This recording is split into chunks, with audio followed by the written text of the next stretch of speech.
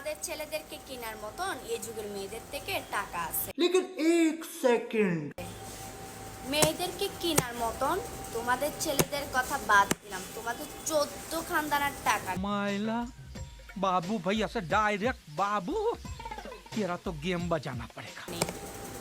বুঝতে পেরেছেন আপনারা ছেলেরা? সবই তো বুঝলাম, তোর কাছে টাকা আছে কি না সেটা কে জানতে চাইছে। বলছি আপু, তোমাকে কেনার জন্য ছেলেদের 14 পুরুষ লাগবে না, 500 হইলে মুড়ির মতো তোমার মতো অনেকেই পাওয়া যাবে। আর হ্যাঁ, নিশ্চয়ই তুমি ইমো ফ্রিল্যান্সার, তাই না?